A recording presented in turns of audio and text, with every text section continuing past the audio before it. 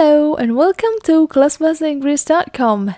In this episode, we are going to learn present perfect tense. My name is Afin. I've made a presentation for you, so I'm going to explain the formulas with some examples and the usage of present perfect tense. So let's get started. Mari kita mulai. How do we formulate present perfect tense? Bagaimana kita merumuskan present perfect tense? Alright, kita mulai dengan rumus untuk kalimat positif.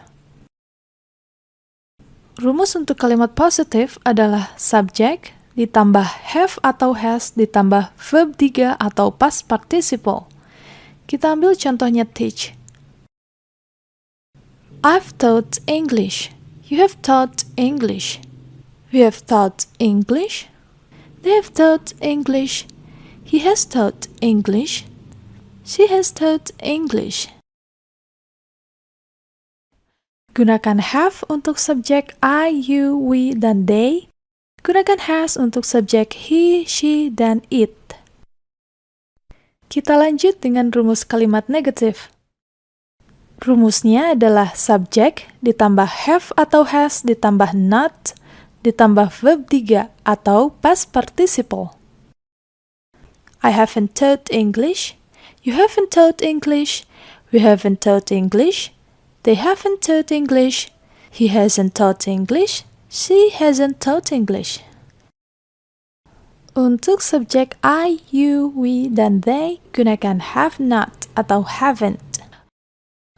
Untuk subjek he, she, dan it, gunakan has not atau hasn't. Selanjutnya adalah kalimat tanya. Rumusnya adalah have atau has ditambah subjek ditambah verb 3 atau past participle. Have I taught English? Have you taught English? Have we taught English? Have they taught English? Has he taught English? Has she taught English? Jangan lupa gunakan have untuk subjek I, you, we, dan they. Gunakan has untuk subjek he, she, dan it. Next, kita beralih pada usage atau penggunaan. When do we use present perfect tense? Kapan kita menggunakan present perfect tense? Pertama, untuk menyatakan suatu tindakan yang dimulai di masa lalu dan sudah selesai pada saat berbicara, yang menekankan pada hasil. For example, my sister has written 2 books. Pada saat berbicara, dia sudah menulis dan menghasilkan 2 buku. I have studied 2 chapters. Pada saat berbicara, saya selesai belajar 2 bab sebagai hasilnya. Kedua, untuk menyatakan suatu tindakan masa lalu yang waktunya tidak pasti atau tidak spesifik. For example, I've read that book. She has been to Bali. Dalam hal ini, kita tidak tahu persis kapan atau tidak ingin menyebutkan kapan itu terjadi. Ketiga, untuk menyatakan suatu tindakan yang baru saja selesai. For example, he has just gone to school. We have just arrived home. Keempat, untuk menyatakan suatu tindakan yang dimulai dan selesai di masa lalu yang memiliki efek atau pengaruh pada saat ini. For example, they've had a car accident. Mereka mungkin sedang dirawat di rumah sakit. He has lost his keys. Jadi, dia tidak bisa masuk ke rumah atau mungkin dia tidak bisa menjalankan motor atau mobilnya. Kelima, untuk menyatakan tindakan yang terjadi dalam periode waktu yang belum selesai pada saat berbicara. For example, I haven't seen her this week. Saya berbicara misal pada hari Jumat. Jadi, saya belum lihat dia minggu ini. They've played football twice this month.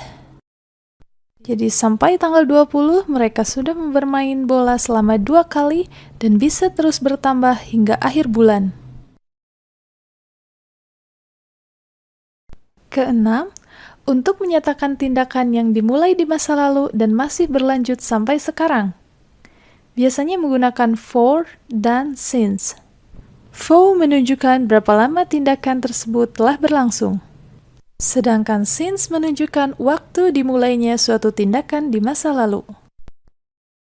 For example, we have lived here for 4 years. Kita masih tinggal di sini. I've known him since 2012. Dan sekarang saya masih mengenalnya. Okay, let's move on and look at some common mistakes. Number 1, I've saw him. Seharusnya, I've seen him. Jangan lupa bentuk verbnya adalah verb 3 atau past participle. Maka saw menjadi seen. Number 2, I've been to Bandung 2 years ago.